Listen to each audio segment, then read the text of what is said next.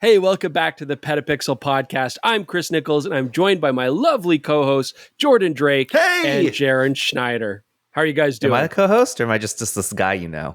You're a co-host. If your face is up on the screen, you have co-host status / same producer size as our face. Actually, even slightly bigger face than Chris's. So there you go. Right, your role is now elevated. Yeah. See, now I'm the most important one. And, today we've got a really amazing main story because, this was an experience that we did. Our video just went live. We had an opportunity to go up to Beale Air Force Base in California, the home of the U-2 spy plane recon program. And Blair went up into the edge of space and took amazing photos. That video's live. And I mean, if you haven't checked it already, please do. But it's significant because all three of us were on that shoot together. We basically created this documentary, and it's work that we're really proud of. Hey? So yeah, we're going to go through some of the behind the scenes. I'm already having some people asking technical questions and things like that. The process, and it's different from anything we've ever done before. So I think we need to, discuss how we made that all work out. Dig into it. Talk about what it was like shooting your first doc. We also got a couple other news stories we'll talk about quickly before getting to that. And then, of course, we won't forget all of y'all with your questions. We do have some tech support and regular comments to get through as well. But we really do want to talk about making a doc. So let's get started. Let's get to it.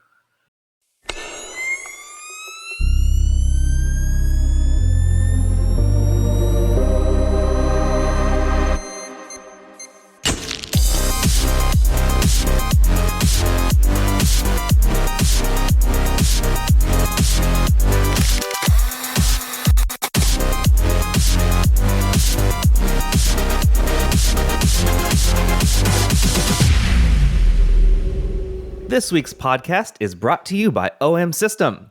With the hot temperatures of summer winding down, there's no better season for outdoor photography than autumn. Fall colors, crisp morning air, and golden light all set the stage to capture portfolio-worthy images. The OM System OM5 is the ultimate companion for the outdoor enthusiast. Built to endure your adventures, this mid-range mirrorless camera is a rugged marvel, with its weather-sealed body to safeguard against dust, water, and extreme temperatures, ensuring unmatched durability. On a side note on this, actually, I don't feel like people know, but I don't think they know enough. Like, just exactly how rugged. People say a rugged camera, and they just assume that everyone just throws that around willy-nilly. Yeah, like, okay, like it's when you see like another company will say like it's like protected, weather resistant, or like somewhat weather sealed. Then there's an asterisk, and then the bottom says not sealed against all weather or something like that. The way that they test the OM5 is crazy. The amount that you can actually get on this thing, like the amount of dust and water that it protects against they actually give it a rating for that, which almost no camera manufacturers do. I think it's just Leica and OM System. Yeah, outside of like action cameras inside of like the housings and whatnot, but no interchangeable lens cameras typically can do this. So it's super neat. I always like to point this out because like when people like have made that, they've like dumbed down the term weather resistant. Like, that doesn't mean anything to most people anymore. But like OM Systems cameras are legitimately weather resistant. I can speak this week. Chris, we were just shooting a product we can't talk about yet. And it was raining and it was terrible. I looked like a drowned rat. I took a selfie. Maybe I'll fire that off to you, Jaron. And, yes, please. And all of our A camera gear was in the bag. But, if we'd had an OM camera out there, I would be a lot less worried about just grab it, go, keep on shooting. As opposed to let's take 5 so I can be sad until the rain stops. I was wearing waders and a rainproof jacket, and I was dry as a bone. It was great because I was prepared. But we always want to make videos of where you do like weather sealed cameras, and it'd be great, splash them with a garden hose and cover them in dust and stuff. But the problem is, like you mentioned, the manufacturers are so vague about it that they probably won't let us do that anyways because they might get a broken camera back and be really mad at us. That's never happened before. Right, Never. Exactly. But let's not go there, Nikon. But with the OM cameras, I've been using them out Riverside for years, and they've stood up to the abuse in a real world situation, right, where we are getting rain and splashes of water and driven over by trucks, and they've all survived. So I can attest to that durability because I've seen it firsthand. Yeah, well, the OM5 offers advanced technology in addition to that durability to create stunning image quality and exceptional performance in any condition. From breathtaking landscapes to action-packed moments, the OM5 empowers you to embrace your adventurous spirit while preserving the memories of your journey. Learn more about the OM5 and the highly respected M Zuiko lens series by visiting explore.omsystem.com/PetaPixel. Thanks again OM for sponsoring this episode. Took the words right out of my mouth. All right, we're going to quickly get through 2 news stories that I just wanted to get your guys' input on before we jump to what we really want to talk about, which is space. So one of our editors, our senior news editor, Matt Grokut, he had been using a DSLR, his 5D Mark III, since 2014. That was like he'd been just continuing on with this same camera, and he recently got the opportunity to use an R6 II, and his experience, like just reading what it was like to jump to that, was like, to me, unique, because from at least our perspective, this would never have happened. As reviewers, we saw the gradual growth of mirrorless cameras from DSLRs over the past 10 or so years. And so to see the stark jump in tech from a DSLR to where we are now, I thought that this story really puts some perspective on, like, when people say that my camera, they get into these camera wars, but like, these cameras are all so incredibly good. Yeah. This isn't even like Canon's top of the line camera, and he was just like blown away by how much more he could do with it than his 5D Mark III. I don't want to patronize Matt, but is it fair to say that the article was adorable? Like, reading the article, I was like, he's like, I've never been able to, is good. You're right. I could never take shots like this on my 5D. Like, it was like a revelation. And I'm going to interrupt anyways, whether you guys want me to or not. But Jaron, did you watch Demolition Man? Oh no. Oh, why not? Okay. For those listening, you can't see it, but anyone who's watching can see the shambles of my life behind me. I am mid-move here. I do not have time to do anything other than put things in boxes and put those boxes into other larger boxes. When you're stressed out is the perfect time to take your brain offline for like an hour and a half and watch Demolition Man. So to give context, we were talking about this article in the meeting, our morning meeting. And I was like, oh, Matt, it's like Demolition Man all over. It's like you woke up 30 years later and the world's completely changed. And only Jeremy, our other senior writer, had seen that movie. So you guys need to watch it. Anyways, great movie.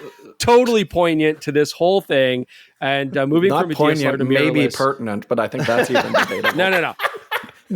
Moving from a DSLR to a mirrorless camera is like Sylvester Stallone defeating Wesley Snipes and saving the future world.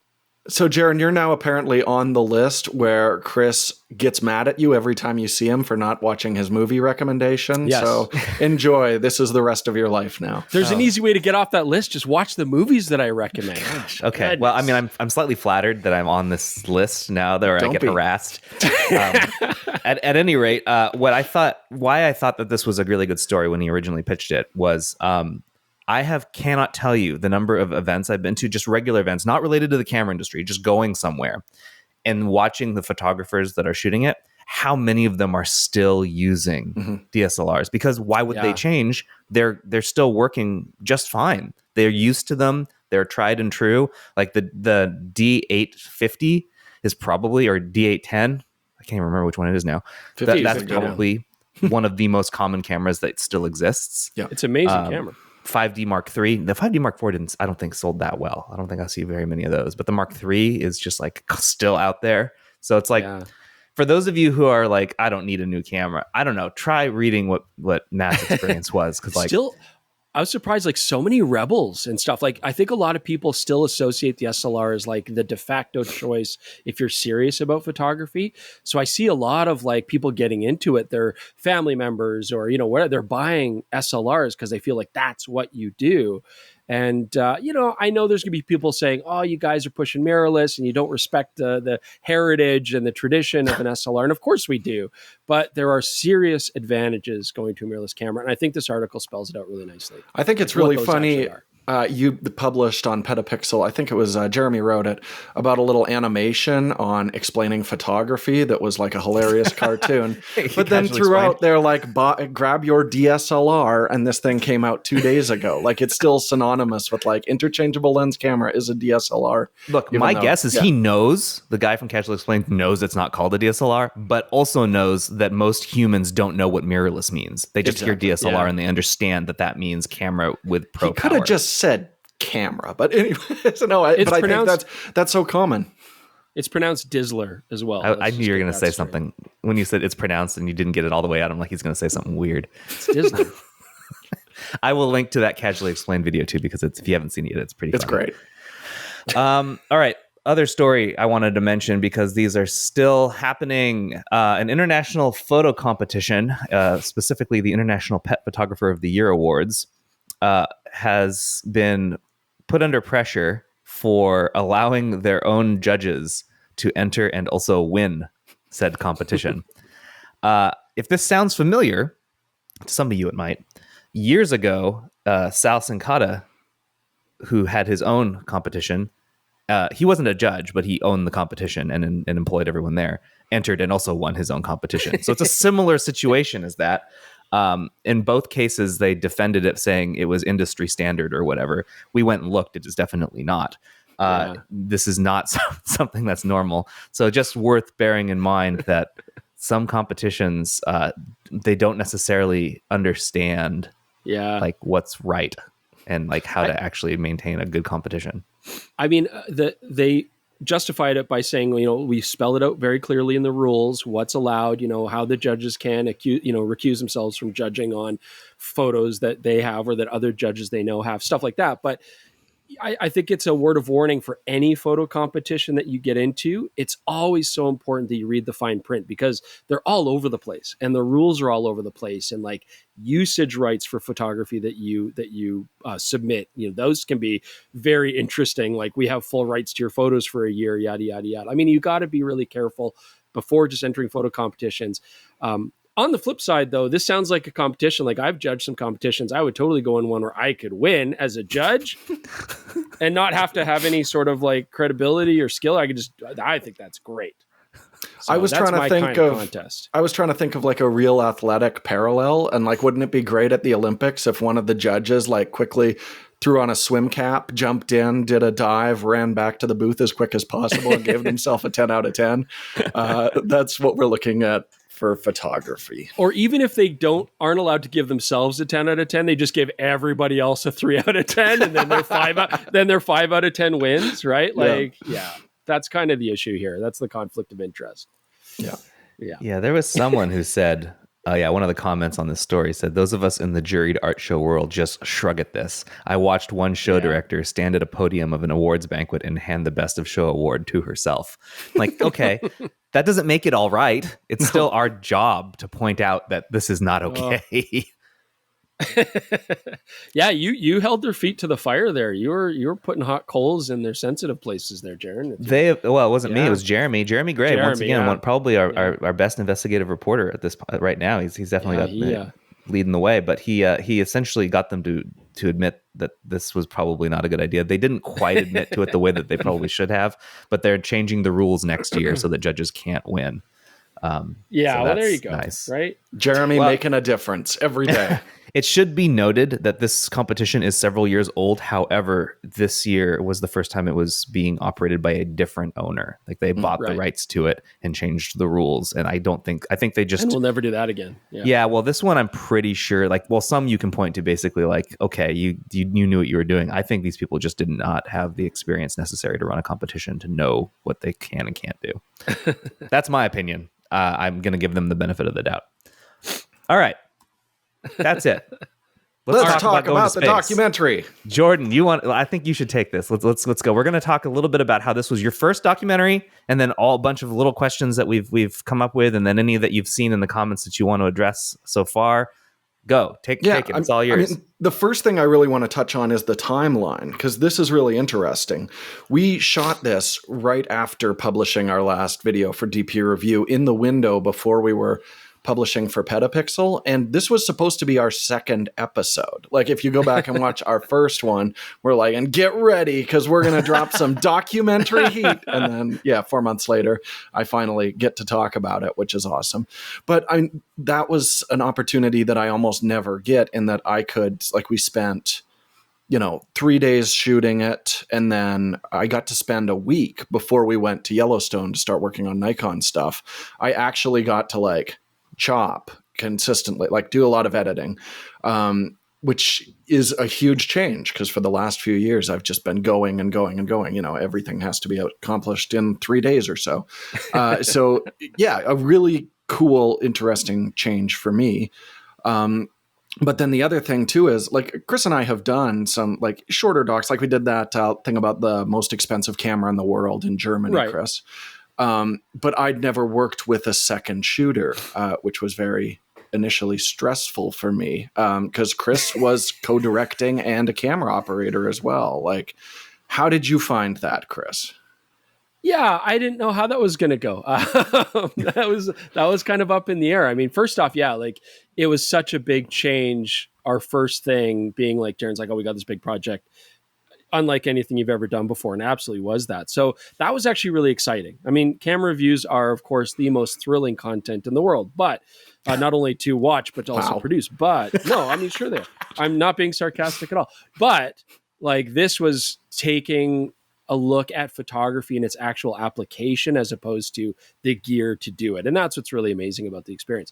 Not to mention the fact that it is like almost literally a cosmic experience. So I was obviously nervous. It's like, this is a big project. We haven't really done anything like this before. Jordan and I worked together for so many years, but never with this kind of dynamic. I think you could agree, right? Mm-hmm. Where Jordan has to trust me, which I know is very difficult.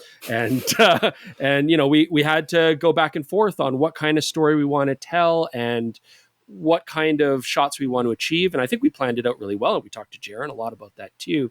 But it was neat. We kind of went into it with different ideas of I'm going to have my role, you're going to have your role. And I think that worked out well. I wanted to focus on longer shots, trying to capture like moments that tell the story.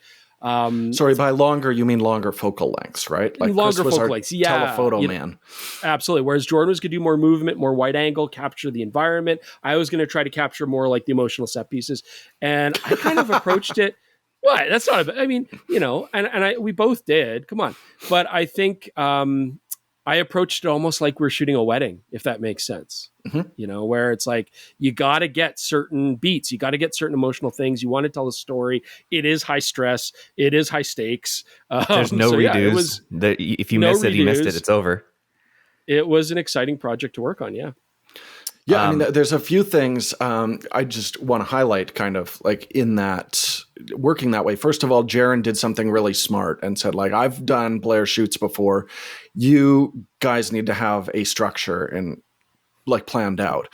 And I think talking to Chris and kind of planning it out, if you watch the doc, the structure is fairly unconventional. Like, it's not a linear, here's what happened, then this happened, then this happened. We took it more from the perspective of like, what is it like for us or for Aaron, Blair's wife? What is our perspective? Like, he goes up and then you just wait. You have no idea. And when he comes back down, you still don't know exactly what happened until we got that footage later and to end on it. Yeah. I think it was a real risk, and I actually waffled a little when I was putting together this final edit about cross-cutting in some shots of Blair up while we were talking about him being up there. But I don't know. I think it gives it a very kind of unique dynamic. I mean, I'm sure the comments will let me know by the end of the day whether or not that was a good decision or not. But I thought it was kind of a fun challenge there. And I do want to just quickly tell one story about that where the dynamic was a little bit, we were trying to sort it out. So Jaren will remember this very clearly, is when Blair was taking off, I was going to be in the chase car. Chris was going to be on the telephoto shooting him taking off. And at the last minute, Chris jumps into the chase car, and it's like, well, we have to go. Like, you're supposed to be back at the thing. He's like, no, I got an idea. And I'm like losing my mind, but I've got like this pilot right beside me, so I can't be like losing it at Chris in that moment. So I'm like, great, we have no footage of him taking off. This is a train wreck. Jaron scampered over, put a GH6 right beside the wing, so we'd have some footage of that moment. And Chris got some telephoto grabs of the plane taking off. But the important thing is, after Blair was up in the air, Chris interviewed Nova, one of the pilots, and it wound up actually being one of my favorite parts of the entire documentary. So he had a plan in that moment. I just didn't know what the plan was. And in the future, I'm going to have to be more trusting that he is making a decision based on the narrative, as opposed to wanting to go really zippy fast in a car because it's fun, which is what I thought at the moment. I'm going to say I was with you, Jordan. I was like, I remember we were both did they furious, go? Yeah. One was supposed to stay here, and I'm alone. Yeah. Now, to be fair, part of that also was the staff were saying like, oh, that plane is going to be taking off over there. And we had to go quite far to get it. Like, it wasn't like an option to run back and capture the other plane. But the pilot's like, we got to go now. And so it was just like, okay, let's get in the car and do it. So, it worked out. Yep. Everybody heard it. Jordan has to trust me more, maybe even Jaron too. And it turned out beautifully. And again, it's like, Nova's a really cool guy. I was talking to him about the program. I was talking to him about the YouTube planes and the whole thing before we got into the car, and having that conversation, it inspired me to be like, I got to get footage of this guy. Right. Yeah. They weren't letting us do a stand-up interview with him. Yeah. No, it's way too loud. That, and also their identities. They typically don't want them out there as much as they can. They want to try and keep that down, which is why you shot it in a rearview mirror, right? Because they allowed you to do that, but you can't actually see his face. Which was a very good and smart decision. Yes. I have to agree with Jordan. I loved that interview. And that actually was like, I had the same kind of reaction. He was like, oh, that's really good. Okay, I guess Chris just made a judgment call because his story was so cool, and it was interesting. I mean, one of the things that's kind of dynamic about working on the military base in that regard, like, the security is super tight. Obviously, that was very strange. We'll talk more about that. And everybody was really kind, but you could always tell in the background there's like this sense of, you can't shoot that. Keep them away from this. Don't let them see this. Yeah, there was a whole thing they didn't let us see, and they didn't want us to do no shooting of it at all. There's secret airplanes. I'm guessing we can't even describe what we saw. No, they can't. Don't even look over there. They're like, don't look at it. Look over there.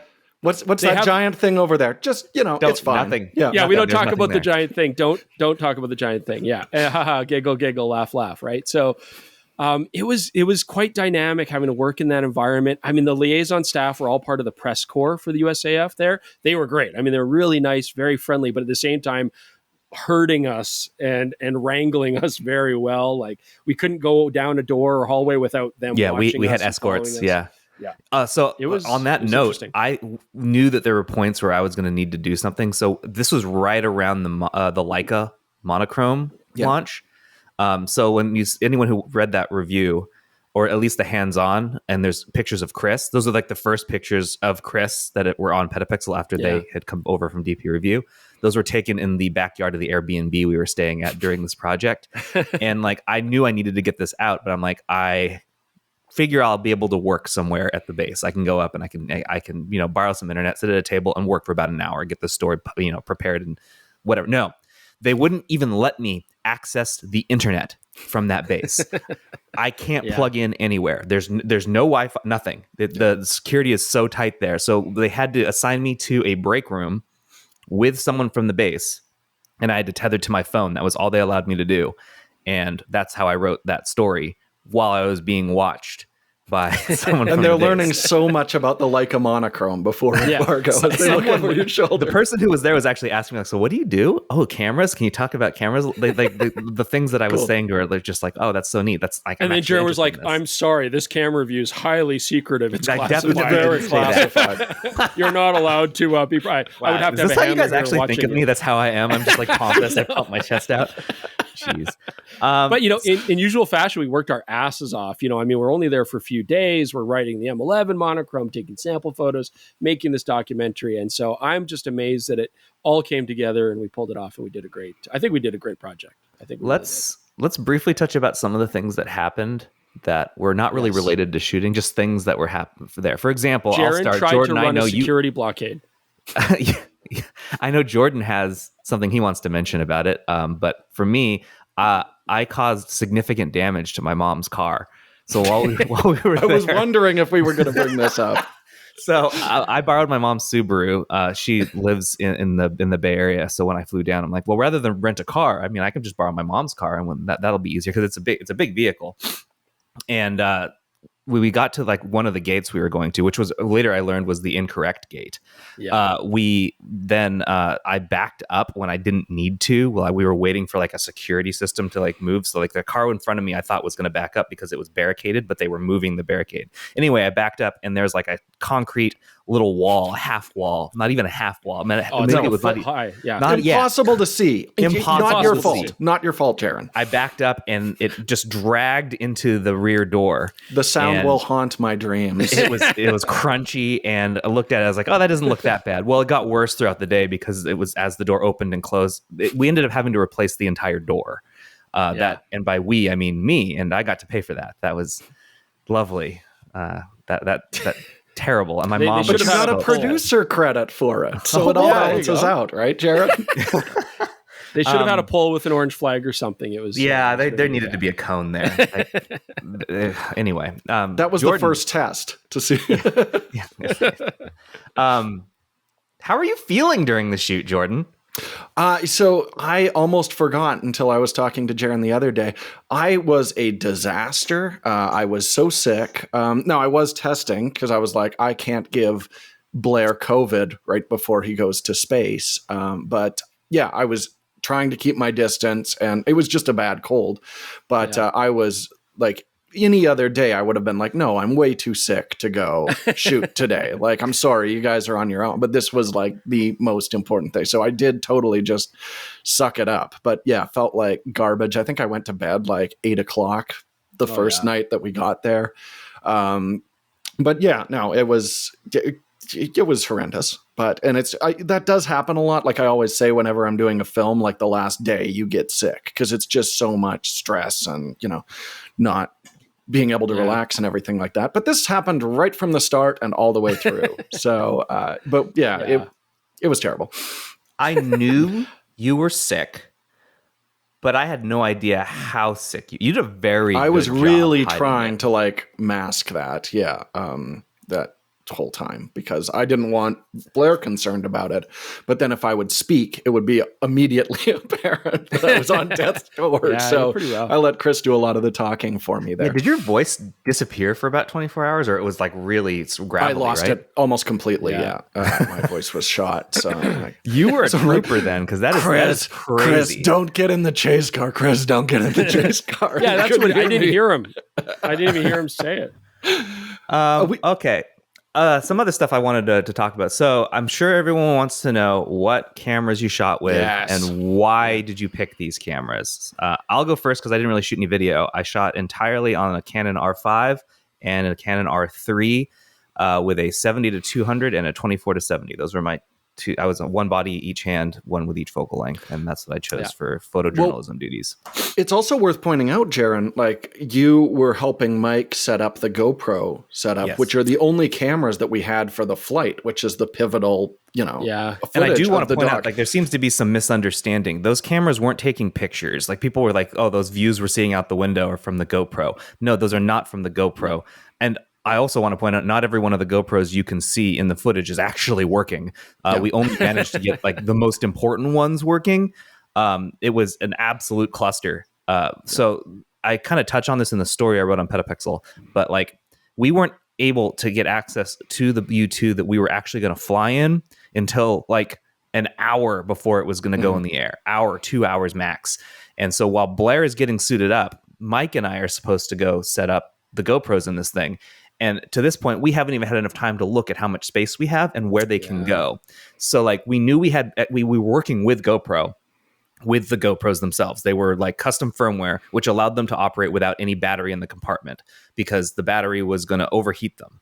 So we needed to pull those out and then power them with external batteries. But only certain external batteries were rated to actually work. So we only had a couple of them, and then they had limited life as well. Yeah. So the setup was we needed to get them in there. We needed to figure out how to stick them in there. We needed to do it quickly, and we needed to make sure that they were prepared and had power. That's why we only managed to get like a couple working, because we just did not have the time. Added to that, Mike got pulled away halfway through it. He was like, Blair needs something from his camera bag, and camera bag, of course, is with us with the U2. So he needed to get in a car and drive all the way to where Blair was, which was not really close to the hangar, leaving me basically like, I don't know. These aren't mine. I didn't do any of this setup. I don't know what I'm doing here. So like he did eventually come back and correct my work, which is great, because I don't think I would have done a successful job. Because I just can't jump in the middle of something and set cameras up and expect them to be done correctly. Yeah. Well, and there had been so much discussion about placement settings, all that kind of stuff. What are we allowed to show? So we actually wanted to put GoPros in the front cockpit too, where the pilot was, and it's just like, no, he can't see if you put a GoPro there. Like the only place that it would fit would be like right in front of him. Everything else he needs access to, like all the controls and things, and he wouldn't be able to see out the front window if we put a GoPro there. So that ended up we didn't get any footage there. Yeah, well, and the time-lapse camera wasn't hooked into external power and conked out like a third of the way through the flight. It's like just starting to get like really high and then boop. So there's a couple quick little shots from that in the dock, but it was almost useless, unfortunately. And it's an extreme environment, obviously, for people, but for cameras too, right? I mean, one of, in the dock, that you see it, but one of Blair's Sony A7R5s, the LCD just quit, right? Yeah. Camera's working, but LCD quit. Like weird things like this where just the pressure changes and all, like it can impact things in ways that you never thought it would. So that was a question, by the way. For it. It was harrowing. Somebody asked in the comments I read before we got on, was like, how the LCD, like what happened? Like the answer is we don't know. The LCD eventually came back like 2 days later. We were going to send the camera to Sony and be like, what broke? And then it suddenly revived itself. But like something happened up there we can't explain. Yeah. Jordan, what A7R5 got scared. So I kind of wanted to have two options in my back pocket. So I shot with the Panasonic S5 II as my main body for that. And that was because it's very good low light. And I knew we were going to be shooting indoors quite a bit for this and have like rapidly changing lighting situations. And I know how to work with Vlog very well in high contrast. So it saved us a lot. Like the exposure difference, you can see where we follow Blair out of where he was getting suited up into the like ambulance look at, what would you call that? It's like the bread like truck they called it. Yeah. The bread truck. Yeah, the exposure difference was just crazy there. So that's where I needed to be like recording log and be able to anticipate that stuff. And the autofocus came in handy a few times. Like if you just have a clear blue sky, it was nice to just be able to like throw it in autofocus. It's going to find the most contrasty part of the frame. That was really nice. And that was pretty much exclusively with the 24-70 that I used that. And then I also brought the GH6, and that's where the really fast readout of Micro Four Thirds was hugely important because we could shoot, 4K 120 without a crop. So if suddenly I needed slow motion, I had it pre-programmed, spin the dial, we're in super slow motion. I don't have to reframe or anything, just quickly re-expose. That was really important for that. So there's a lot of stuff where you'll see a wide and then cut to slow motion of the exact same moment. A lot of the time I was running S5 II at 24 frames per second, GH6 at high frame rate. So we'd have some options there. But also that has my two favorite lenses, the 10-25, 25-50. So I've got an actual mechanical focus clutch, and my muscle memory with those two lenses is just like, I don't even think about it pulling focus at this point. It's second nature. And I needed that for the dock. So those were my two. What'd you choose, Chris? Well, so this is interesting because as we talked about, we had different roles. Jordan was doing more movement. Rolling shutters could be a big deal. I actually went with the Sony A7R5. My LCD did not conk out at ground level at all. And it was an interesting choice because, of course, the A7R5, great camera, but not necessarily a good video camera, has rolling shutter issues. But I anticipated shooting in Super 35 mode, like a cropped mode for most of the shoot, because I wanted extra length. I wanted to be more apart with telephotos, capturing tight shots. It does do some decent slow-mo in crop mode. The quality's nice. And I kept my movements pretty minimal. So it actually, I think, worked out really well. And really, it's because I wanted that excellent autofocus. Yeah. Even with like Blair with like a face mask down, you can see his eyes, but he's got a helmet on. It still grabbed the eyes. I knew that it would focus very precisely. I was using 24-70 and 7200G masters, the second versions. And the actual shooting experience was very reliable. I enjoyed it. I thought it did a great job. Jordan did a fantastic job grading that all, so it all looked seamless and natural. Yeah, I was going to ask, so were you both shooting in log and then the grading process was super easy? So low contrast stuff, I was in Panasonic's like 709, my favorite profile on theirs. Chris was on S-Cinetone. And I was actually surprised how well those two matched, which might explain why I like both of them. They're very, very similar. And then any high contrast stuff, I mean, we just kind of look at each other. Log. We know, switch it over to log so we can capture that. And that was a little bit more difficult to actually match those two up. But, eventually we got there. But there was a lot I was doing, like very selective adjusting a specific color channel to try and match them up. That took a little bit of work in post. And Thank God I had several months to work on this documentary. That's an opportunity I probably won't get many other times. I think it's worth pointing out too, Chris, you did have a second camera for interviews. And they were the only two Sony cameras at the time that had their, like, I'm doing it, the AI module, I say in quotes. Air quotes. Yeah, which is, it does definitely improve the video autofocus. That's why there were A1s floating around and stuff like that, but we've just found that that processor makes a huge difference for video autofocus. What did you think of the ZV-E1, Chris? Yeah, I mean, again, I didn't really enjoy shooting it, but as a backup camera, it was. I was trying to prompt a more dramatic thing because every time I'd be like, "Can you use the ZV for this?" And it's like, "No, I hate that camera." Hell no! It's very hard to see that display, right? Especially out there in the blazing sun. No EVF, and very few controls.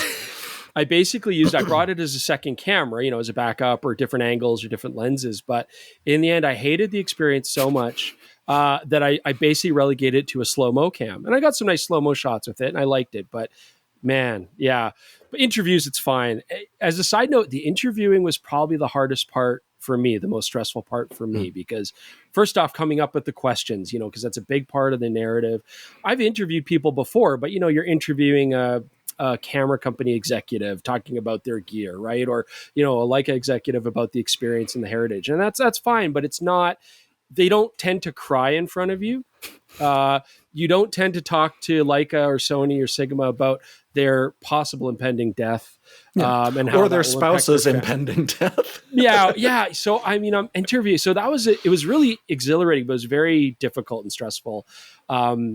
Having to have this conversation with somebody. And you see, actually, I was surprised and I really appreciate how candid Blair was with his emotions because, like, he was going through a lot. You can't really understand it. We were talking to him and he's going through a lot of like ups and downs and we touch on it, but you can't understand it unless you're actually there. And I'm sure what we saw is 10% of what his wife, Erin, and his friend Mike and, what they saw. So yeah, it was really, I mean, we're in the thing at the Air Force Base. And I remember one slide coming up where it was your bad day, now worse, right? Like, and they're trying to make it humorous because that's the only way you can get through the fact that you might get electrocuted by power lines or you might have a massive decompression or whatever. And we were actually able to sit in on a lot of those trainings. So it was really kind of eye-opening to see what they're explaining, what he's going through. It was crazy. On a happier note, I've seen some rather cynical response to like how he reacted to this. Like, you guys have absolutely no idea. I'm not going. So I have done some of these before because I've flown and shot out of fighter jets, and the amount of training that you have to be told, like, here's what happens if the pilot says it's time to, like, go now. You do not hesitate. You have to pull on a very specific set of things, and once you have ejected, you now have the responsibility to do several other things in a very specific order, or you die. Now, in a U2, all of that is dramatically exacerbated because the altitudes you're going to, if you have to do that after a certain point, you're going to try, but very likely you're not going to make it. Even if you do everything correctly, you're so high up, it's over. And there are so many instances, and he says it in the doc, is like, you have to kind of get through all the ways they tell you that you could die. And it's just like, one after another. They just start piling, and then you are being told that you have to remember to do certain things in specific situations, how to survive if a tree or a power line or rocks or wind, or what happens if your parachute tangles on the way out. How do you repair that? What if it doesn't tangle, but then a cable doesn't do something you expected it to? And you have to remember all that. And then remember, like, people have gone up in these planes before, like civilians, but it's pretty much always been a like, enjoy this experience, right? But Blair is not, he's going up to do work. So you have to push all that aside and start, being able to focus on, okay, I got to get the shots. I have responsibilities here. Yeah, it's crazy. So it's the usual internet. Lots of armchair warriors just being like, it's also I could have done better without crying. Send me up, coach. Right? Yeah. Like something else worth mentioning is like, yeah, they've sent other people up, and they've all survived. But also there are people who have not. On the way into the bar that is restricted just for the U2 pilots, there's a little like 8.5 by 11 piece of paper behind a frame, and it lists 20, 30 names in order of the people who have died in a U2. Yeah. Like, it's very real when you look at the names. So I don't know. It's very upsetting when people are like trivializing how dangerous this was. Yeah. Well, and I also think it was a different thing for us capturing him, because I didn't know Blair before we got there, but you're like hanging out with this dude at a certain point. It's like, we haven't known him for very long, but you start to actually care and like hope he lives through this, because we're on the ground. We have no idea. And we tried to bring some of that tension into the documentary as well, because it's not like I was like, oh, let's just try and amp up the drama. Like, I was very concerned for him, and we tried to convey that in the doc as best we could. Yeah. On a happier note, there were some cool things that happened. First off, we went to, I think it's Marisco's El Capitan, great Mexican restaurant. Oh, yeah. We found Jordan always wants seafood. Like, anywhere we travel, Jordan's like, seafood. We weren't really in a seafood mecca. We were in Yuba City. Yuba, California. More of a mecca than Calgary. There were a lot of Mexican restaurants in Yuba City, and the one that we picked, as well as the breakfast spot we picked, were both like... Yeah. Solid. Fantastic. You go in there, everybody's speaking Spanish, all the clients speak, they're like, okay, this is probably a good place to go. And the food was great. Service was great. So check it out if you're there. Also, we went to Starbucks because, right. The Starbucks, we go to the Starbucks in Yuba, and we go to the drive-thru, and I see one chicken. I'm like, okay. That's I don't know. It's California. Maybe it escaped out of somebody's backyard. No. Then I see another chicken. Then I see 5 more chickens. Then I see like 40 chickens. Then I see like 160 chickens in this one Starbucks parking lot. It blew my mind. And we ask at the window, like, is this normal? They're like, yeah, it's the chickens. It's the chicken Starbucks. I know, the whole plaza was full of chickens. It's not like we were at a Starbucks sitting alone in a field. This was like, a mini mall. Just a stand, like there's restaurants, there's like a little shopping center, and just chickens. Do you have that? Do you still have that video?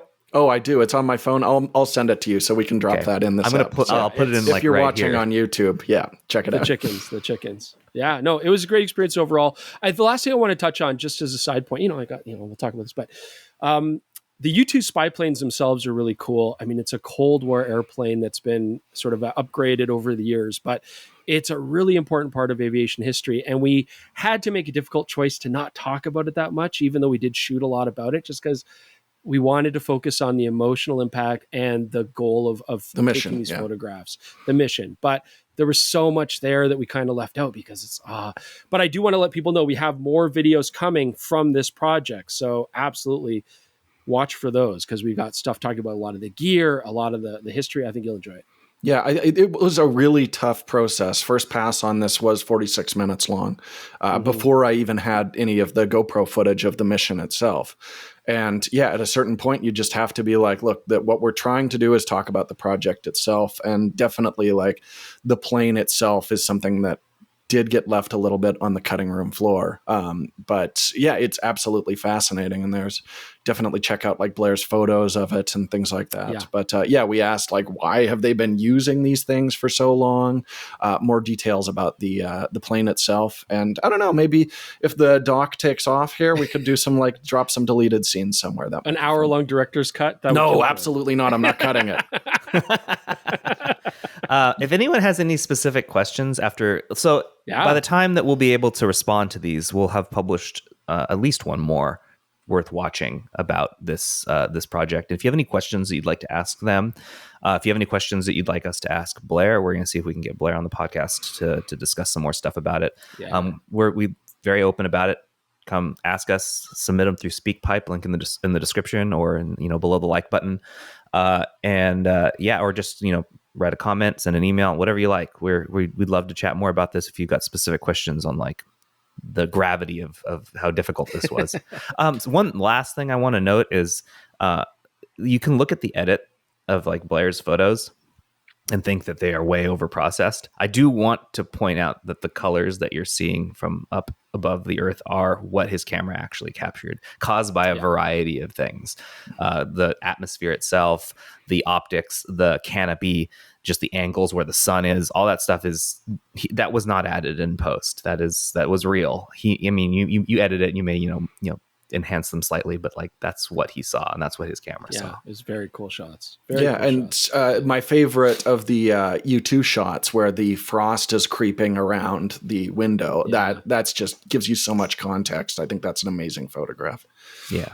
I like that one too. So. As a sidebar, while we're talking about like getting in touch with us, if you like things like this, please like spread the word. I mean, the best way for us to be able to say like, look, we want to do more cool projects, showing amazing things people are doing. And, like camera reviews are great. They're great, Chris. But, they are great. But if you want to see more stuff like this, absolutely, like share it. It's nice pass to it do around. something different and tell different stories. We have at least 3 other projects of similar, like in the same. Not you can't say it's in the same vein, but stuff that's we're sending more photographers to space, one every month. Stuff that would go in our Beyond the Frame series, which is more than just gear. We're telling actual stories about people doing cool things or really neat technology that involves imaging in some way. We have other ones we'd like to do. But if they, they need to be good. People need to like them. I mean, I know they're good. I love the doc. I'd like to see. Watch them. You got to watch them. Yeah. Otherwise, it's hard to justify these are not cheap to produce. So I'm just hoping people will actually appreciate them. Okay, let's move on. Chris, what did you guys get up to? What have we been doing? Well, obviously I mentioned it already, but I'm packing. I'm moving. I'm prepping my new studio. The back will be ready in a couple weeks. Of your studio is quite bare. Yeah. So that's what I've been doing. What about you guys? I've been editing a doc for a lot of it. That's what I was saying last week as well. We were kind of in crunch time on it, but I had a few little windows where I've gotten to enjoy myself. And a new season of How To with John Wilson just dropped. Are either of you two familiar with? I think Chris is. I know we watched an episode with him. Yeah. New season just came out. It's a guy who does video essays around New York, which sounds like it would be pretty dry, but the directions that some of these go, like he'll start out being like, why is there so much scaffolding in New York, and wind up at like a cult ceremony and things like that. It's unbelievable. That sounds very specific. It's actually fascinating. It really is. And it's just got such a raw, like it's just a dude running around with it's an FS5 II, like a camera we used to use to shoot the Camera Store show like 8 years ago. But it's just shows, all the technical stuff in the world. If you can tell a story and kind of throw the audience for a curveball regularly, then you can make something. I mean, it's an HBO show. It's like after The Last of Us, check out this dude running around with a handy cam in New York City. And I would say in a lot of ways, they're equally compelling. So if you want a good laugh and, see how people can produce something creative without a whole lot of budget and things like that, I think it's really incredibly inspiring, and it rocks. Very cool. I didn't do too much. I mean, Jordan and I went fishing, which is amazing. For one of our videos, hopefully you guys will check it out and see that soon. But yes, it was very rough. It was very wet. He did you yell at me? No, I did that thing where I like put my head down like this and I talk like this while we're doing it. You got snippy. Yep. But but that's the theme of this episode is aggravated Jordan and chilled out Chris. Yeah, but no, that was so we got through it and it wasn't a disaster. Did he catch anything? We caught fish. Like Jordan specifically. No, I wasn't fishing. I was filming. He caught a cold. Oh, I got chili. That was also where I was like hiding our ACAM gear in the rain. That's right. And, Got it. Nah, same shoot. It'll be out very shortly, so you can all look forward to that. Yeah. But now I'd like to go on a rant. So, what you? In honor of the U2 program, I brought, I got the milestone of flight here. I got my World War II modern fighter aircraft of World War II. I don't want to make a generalization here, but I'm going to sound like an old guy because I know that like young people still read books, kind of, sort of. But I wonder, like, I have a question. Like, as a kid, I loved, I guess, what I would call like reference books of technology. So I did love planes. I watched Top Gun. I'm like, that's it. Jordan's going to be my goose.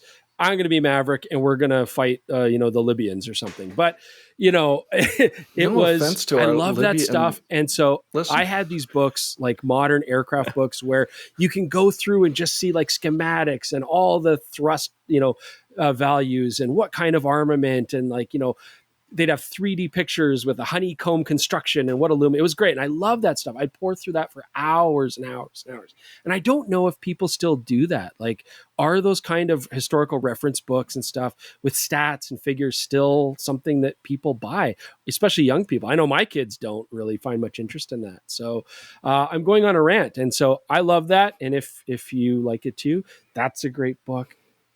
I can't find my modern aircraft book, but does anybody care what my favorite Soviet Union or World War II fighter plane is? Yeah, I want to know immediately, as soon as possible. You don't. Tell me now.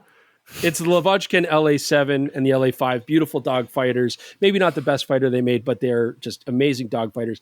And when in doubt, I'll always go radial engine. Okay, next. Who wants to I will say, as far you're describing like the honeycomb, like pull aparts. There was one that they did for Star Wars, where they showed like every vehicle and they did. I liked that book. I remember it. That is, yes, I remember that book too. So, I never had like a reference book or anything like that, but I would like fixate on like those behind the scenes movie books. That's what I would like. Any behind the scenes. You've always been the same person, Jordan. I really of course have. You would, yeah. I just got locked into a thing when I was a teenager, and nothing changed. Nothing changed. All right, let's talk some tech support. We got a few questions to answer. So the first one is from Jason Werman. Can one of you guys explain the base ISO differences between shooting video in log and in photos? Typically, base ISO for photos is around 100, but shooting video, it's 400, 800, 1600, etc. Why is there such a difference? Specifically said one guy, so go for it, Jordan. Okay, so essentially what happens, we determine the ISO based on where middle gray sits in your image, and it is much further down the histogram or the waveform, if your camera is smart and good, than it is when you're shooting a very punchy classic profile. And that's to make room for the extra highlight information that you get when you're recording log. It has more dynamic range. That's the benefit. As a result, it pushes that up. And this leads to a really common misconception. I remember when the first A7S came out and base ISO was 3200, and people are like, what? I'm going to need like 12 stops of ND. But that was giving you a lot of most of the dynamic range was on the highlight side. The shadows were noisy and terrible. So you had to overexpose that image by like 3-4 stops. So you actually weren't requiring as much ND as you might have initially thought. But still a little bit more. And generally you'll find it's like a stop and a half to 2 stops, less exposure you want to give it to shoot when you're shooting log so that you don't clip those highlights. But yeah, that's why they do it. And it is confusing. I prefer the way cinema cameras work, where it's just like your native ISO and your secondary ISO. Because if you are to hold up a light meter and dial in, your log's native ISO and your shutter speed, it will give you an underexposed image, which would be bad and noisy. So, basically, it's quite confusing, but you don't have to worry about it as much as you might think you do. Generally, you're looking at like, a stop to 2 stop exposure difference between shooting standard and shooting log. Very nice. Can I just add on to that same topic? My favorite World War II fighter plane on the American side, even though you got the P-47D Thunderbolt and the P-38 Lightning, beautiful planes, the F-4U Corsair, it still has to be the P-51 Mustang because it's so American. It was like a hot rod in the sky, powerful liquid-cooled engine. Did someone else say that lines, recently? Just, yeah, okay. Anyways, you do know that this podcast has a general limit on time, right? No, I don't. Not how I'm concerned. No. Okay. This next one is from Luke Christopher. It was actually an email to me. This is rare. I'm actually being asked a question. He says, I'm loving the podcast. I nerd out to gear, and it's great to get your insights and defend Canon a bit. I'm a longtime user and now R5 and R6 too, but I'm looking to get an R3 because I want a usable silent shutter for photojournalism. I love the grip body and going to do more video. I heard you mention you were on a shoot with Jordan and Chris and you had your R3 sounded secret. Well, yes, it was, and now you know what it was. Now it's not. Now it's not secret. I was on the phone with CPS the other day, and they said I might want to hold off for a few weeks because there will be an announcement. That's really weird for them to say. I still want the R3, but not sure if it will be if I will sell the R5 or R6 too. I love the R5 for stills and record video externally. My question is, do you think the R1 will come out before the R5 too? If the latter, I might hold off on the R3 for a bit. I've loaned the R3 a couple of times, and I love the feel and prefer the look to the files in the R5. I will say that I enjoyed my time shooting with the R3 more than I have enjoyed shooting pictures in general in a very long time. I think the R3 gets a lot of flack, and probably rightfully so, because it is of its price. I think it is grossly overpriced for what it is. But if you were to ignore that entirely, the camera is fabulous. It never failed me a single time during that entire time we were out there. Shifting lighting conditions, different focal lengths, didn't matter. Nailed eyes every time. So the thing about, like, should you get one, and do you think the R1 will come out before the R5 too? I personally think there's something wrong, or was, with the R1 sensor. They may have addressed it by now, but it pushed the R1 by a year, more than they wanted it to. So I do not actually anticipate the R1 coming out until next summer.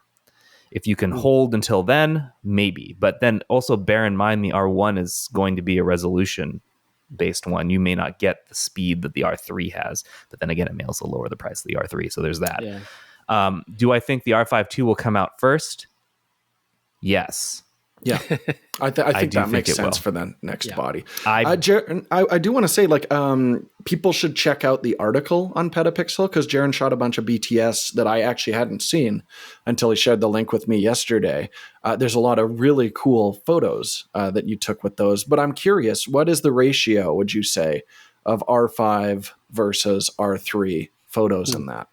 R5 was mainly indoors, where I was using the wider focal length. So I had the 24-70 on the R5, and I had the 70-200 on the R3. So most of the outdoor stuff, all of the stuff when he's like near the jet, I was shooting both in the chase vehicle during the land.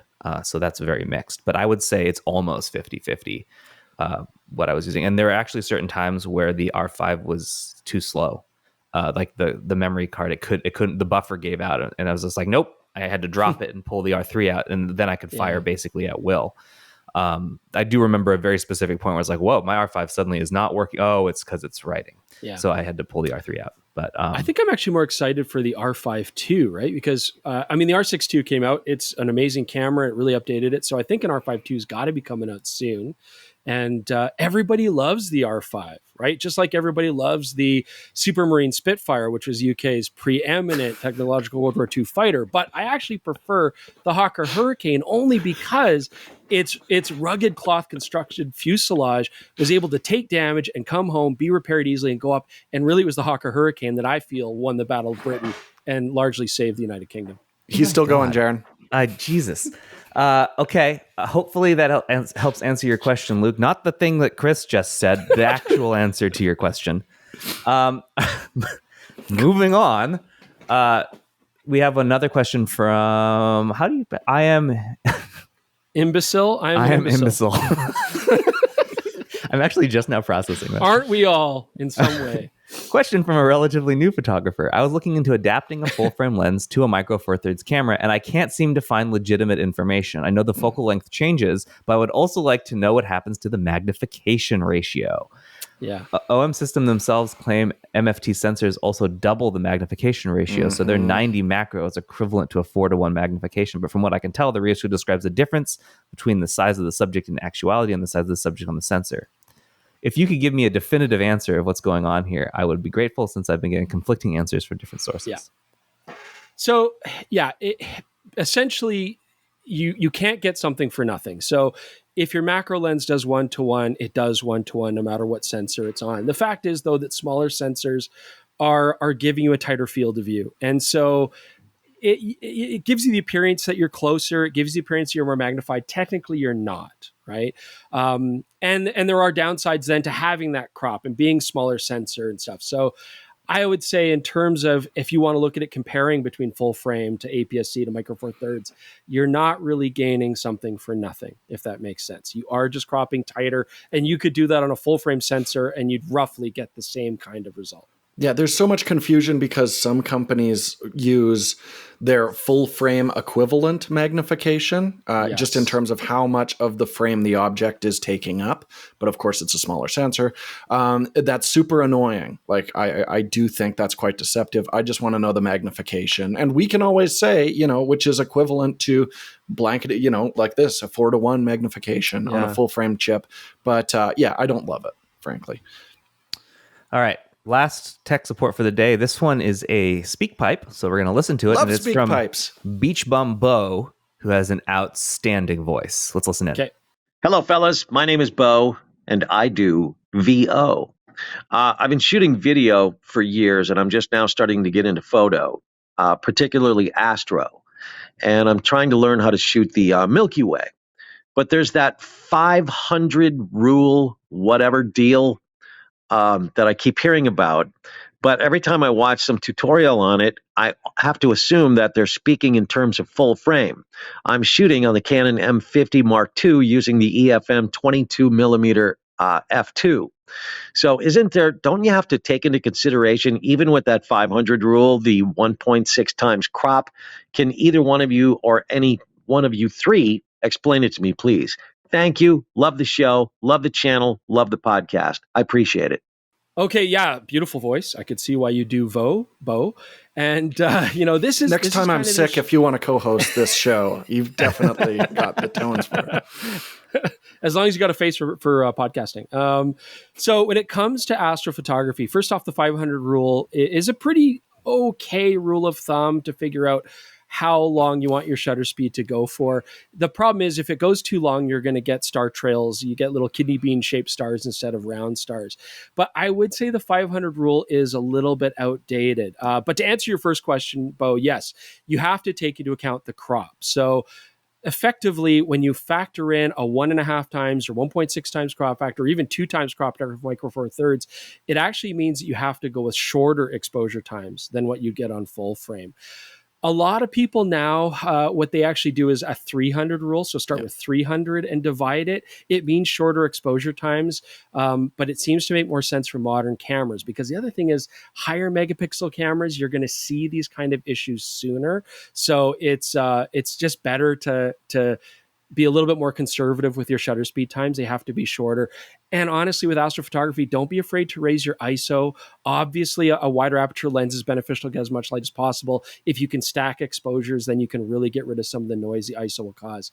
To answer your second question, although the BF-109 was a famous line of fighters from Germany, it's really the Focke-Wulf 190A that I think is their most beautiful. Again, just gorgeous design, rugged, very multi-purpose. I've gone from being furious to being amused by it again. So. Good, there you go. Yeah. So you'll come around, Jaron. You'll get there. You'll get. My hands are on the steering wheel, but the car is not responding. Okay. That's it for tech support this week. We're going to move on to Never Read the Comments to close out the show as usual, and that's the place where we always read the comments.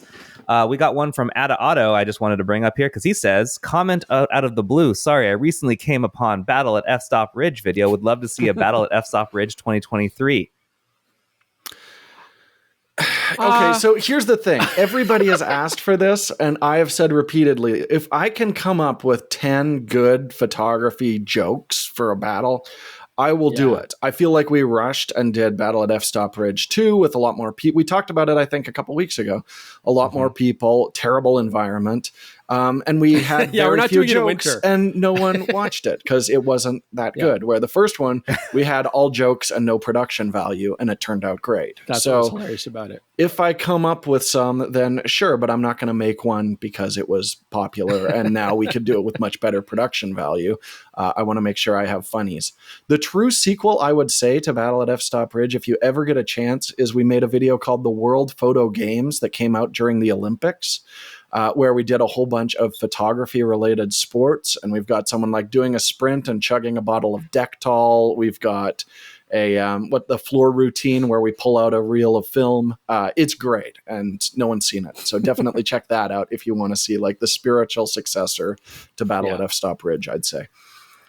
GeekLab has commented on basically the podcast last week where we were talking about Sony's gigantic library of cameras. He says, we received a shipment of original A7 cameras earlier this year, and the last one sold in March or April.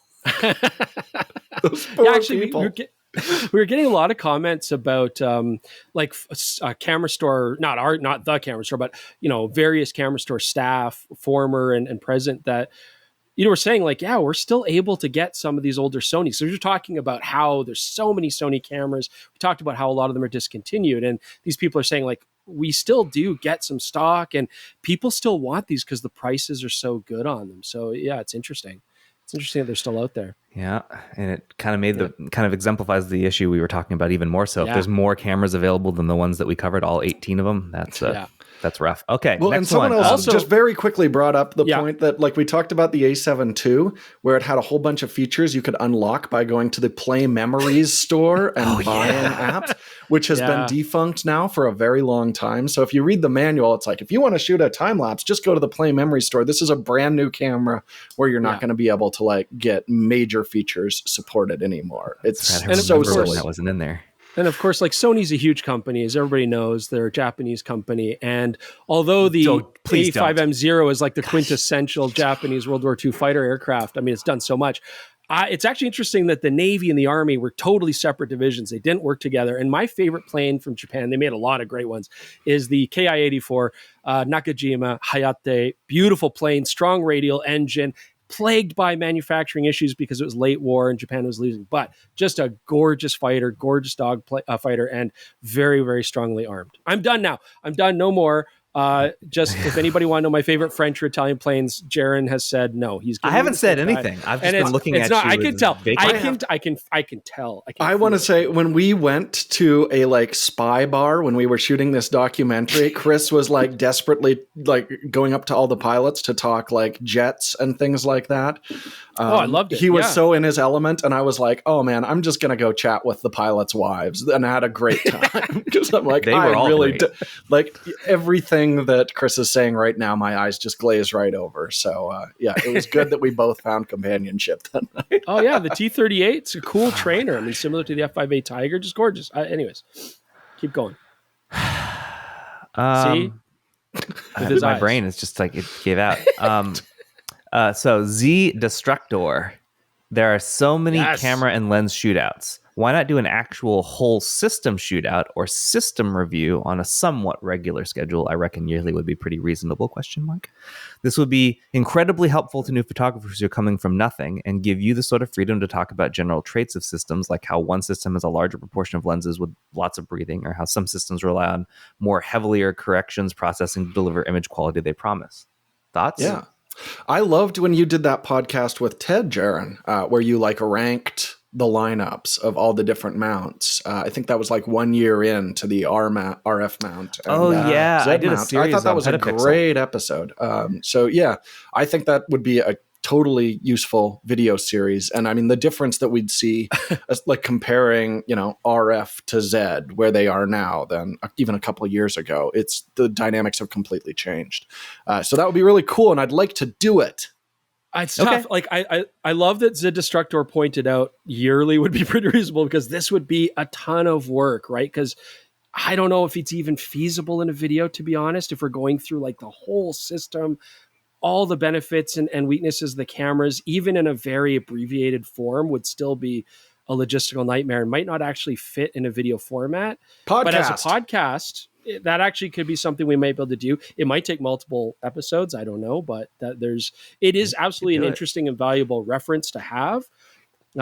Maybe someone should make like a reference book like this with all the camera systems, giving all of the stats and all. I mean, that's deepreview.com, I guess, but okay, two more. This one is from Mario Imperial. This was an email. Hi guys, really like your videos and reviews you do online. Also wanted to say that I ended up buying my camera, Fujifilm X-S10, last year from all the reviews you made on it. So thanks so much. Great camera. I have been looking at buying my first telephoto lens, which I'll be using for landscape travel photography, and saw that the Fujifilm 7-300mm would be a good option for me, also from one of your videos. But I just saw your video today on the Sigma 100 to 400mm lens. I know they are not direct competitors, but given that their price is not that hugely different, I was wondering if you would have any recommendation on which one to go for if you were in my situation. The Sigma lens would give me the extra reach above 300, but I don't know whether there is anything else you think I would compromise on if I were to go to the Sigma over the Fujifilm.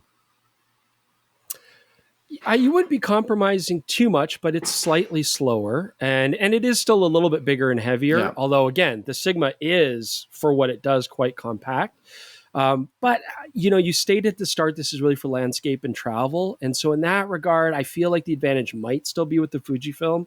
Save a little bit of money. It's slightly smaller. It's a little bit brighter. You don't necessarily need the reach. If wildlife was more of a concern for you, then I almost always say go for the extra range. Regardless, the Sigma is optically a really nice lens, and I think you would enjoy it. I mean, the one nice thing about the Sigma is it is an incredibly, we say flat shooting lens, but like very consistent performer from center to corner because it was designed for full frame, where you will definitely see the corners fall off at 300 a little bit more on the Fujifilm. But I agree with Chris, like for travel, I would just take the smaller, lighter body, and it does balance a lot better. If you're not going to grab the collar on those small, like an XS10, I think the Fuji will just feel like a more natural fit. I mean, as far as weight and sizes go, the difference there could even be like another compact prime that you might want to take with you, right? So, I'd get a little F2 prime and love it. Those are brilliant lenses. Yeah. Look, we agreed on something. Oh my gosh. All right. Final Final one is another speak pipe. This one is from Kevin. Let's listen in.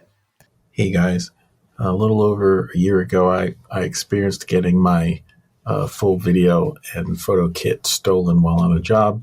And after the dust had all settled, I recognized it as an opportunity to maybe do things a little differently, maybe get a lens with a certain look to base my kit off of. And so that made me think, if you were to create a brand new setup based off of a certain lens aesthetic, what lens would that be and what kit would you make?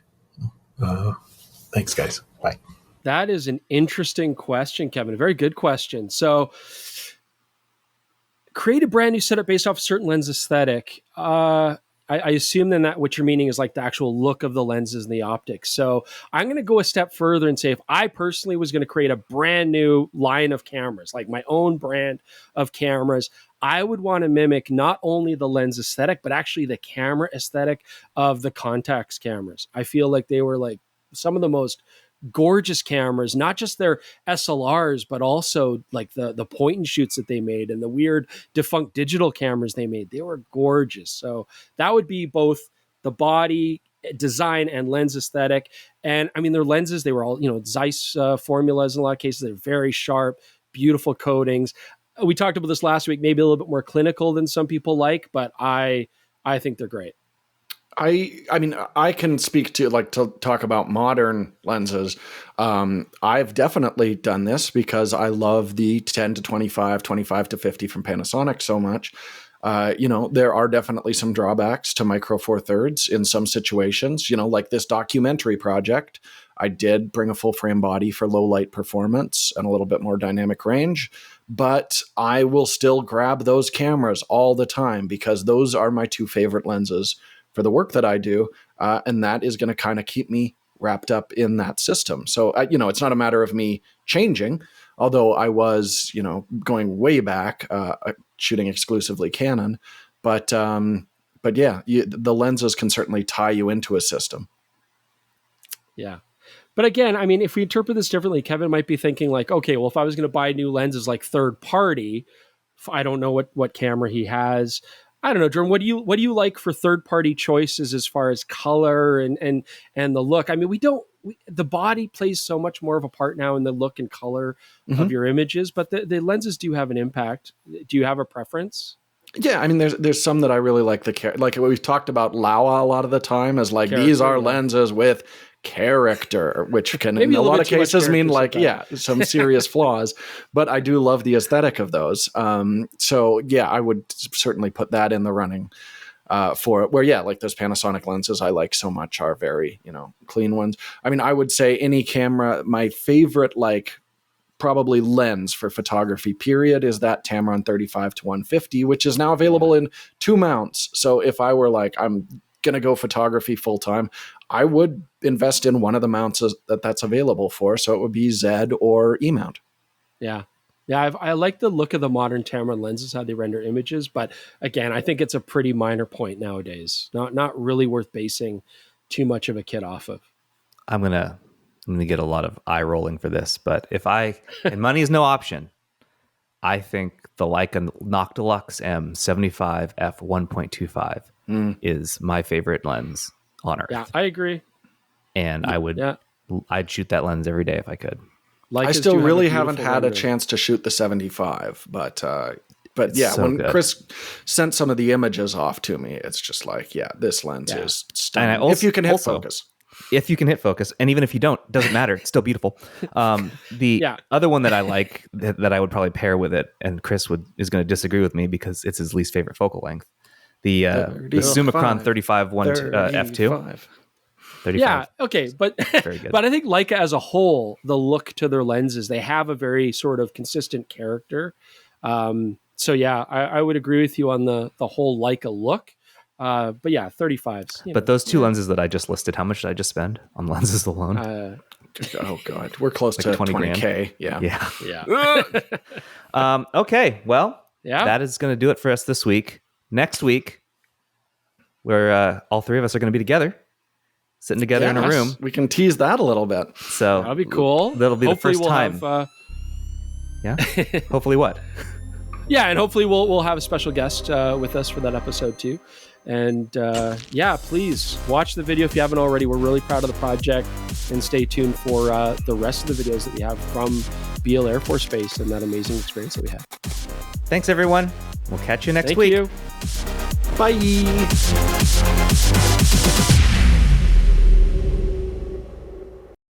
What phone is that? Oh, it's a Samsung. I'm sorry. Which one? It's the S20. Quiet, I need rooster crowing. You never said that to me before.